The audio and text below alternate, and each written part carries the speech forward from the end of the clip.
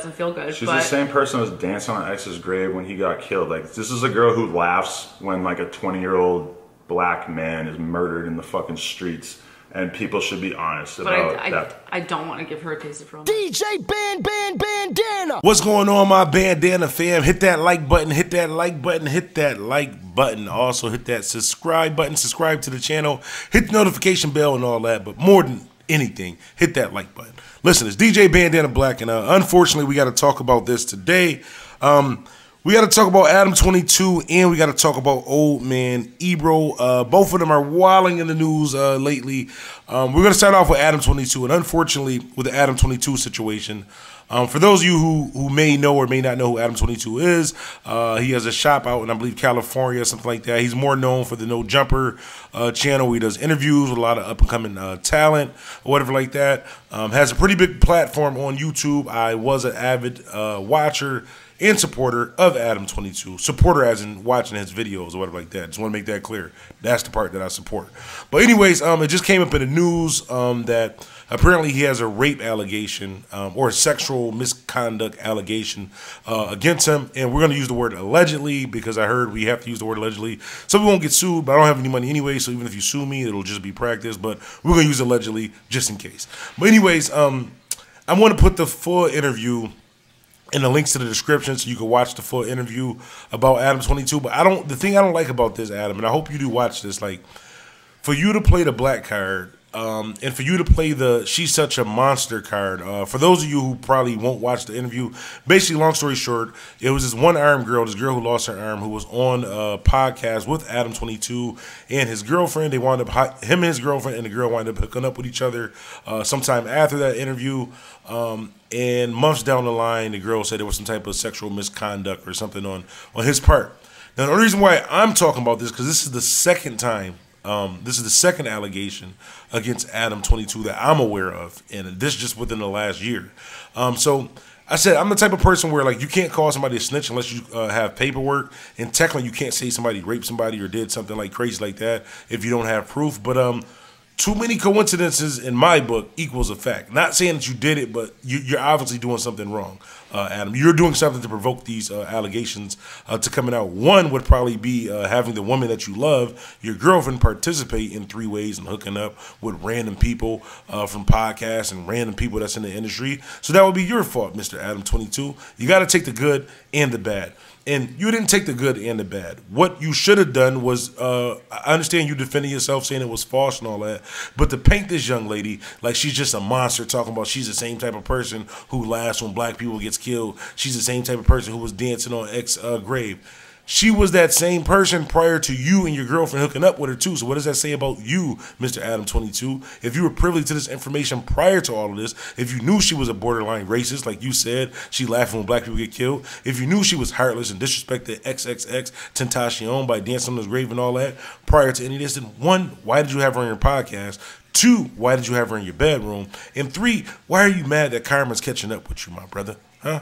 Why? Not my brother. I can't say my brother because you want some deep stuff right now.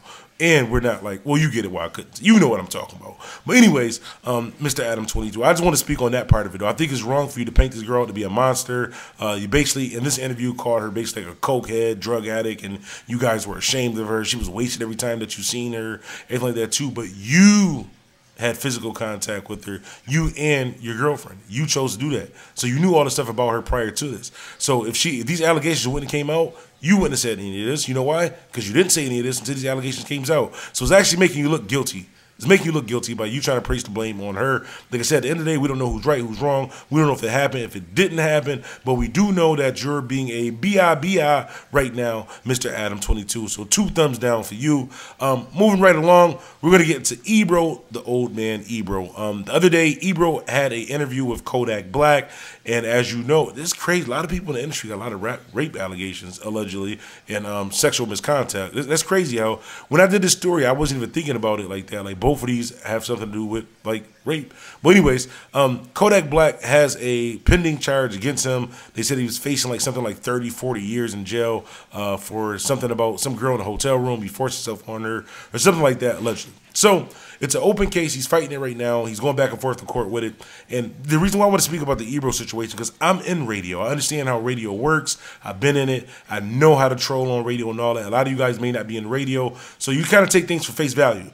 So when Ebro says that Kodak Black is tripping because technically he didn't ask him a question, he was like, yo, I never asked him about the case. I never asked him a question, bro. I'm totally lost. I don't know what happened. When you're very trained in radio, you gotta be specific with things.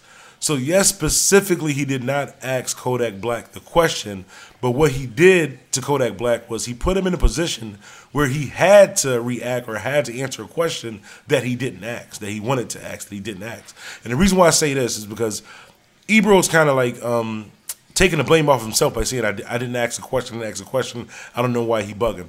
I'm going to give you an example, right? Say, for example, say you're going to court for punching old ladies in the face, right? So say you're going to court, you got an open case for punching old ladies in the face, and I'm interviewing you. And I say, listen, bro, I know you can't talk about the case, right? I know you can't talk about the case, but we are aware that you do have a case for punching old ladies in the face. But I just want to make it clear on this interview, even though I know you can't talk about it, that we don't support people who punch old ladies in the face. He doesn't have a choice but to react to it. You didn't technically ask him the question, but you're forcing him to answer a question that you didn't even ask. So let's stop playing that game, Ebro. A wise man once said, actually it wasn't a wise man, I just thought of this myself. Sometimes you got to just admit when you're wrong, my bro. Sometimes you got to admit when you're wrong. I mean, we all troll. We all trying to get the ratings. We all trying to get the views and everything like that too. But at the end of the day, when you're wrong, you're wrong. The same way with these younger artists who you don't respect, who you don't support, who you always essing on and all that. I got to say essing because your boy finally monetized. I ain't trying to get my joint flagged or anything like that. So you know what I'm saying when I say S. You know, that's where when you essing on these younger rappers and all that. On the flip side of it, when you get caught up in something and you're wrong, you got to admit when you're wrong, bro. And by you being a older statesman or older person in this game, it's more respectable for you to say, you know what, I did mess up. You know, I really wanted to ask him about this. I knew he couldn't talk about it, but I wanted to force him to talk about it. Because either you wanted to force him to talk about it or you wanted to get the clicks for the interview ending and him storming out of the interview, sort of like the Birdman thing. But at the end of the day, you're not Charlamagne the God, my G. Anyways, it's DJ Bandana Black, Mr. Well Connected, even more respected. Make sure you hit that like button. Make sure you hit that like button. Make sure you hit that subscribe button. Make sure you donate to the channel also. Cash App and PayPal information is in the description. It's Mr. Well Connected, even more respected. Remember, life is what you make it, so make it. I'm out. DJ Bandana.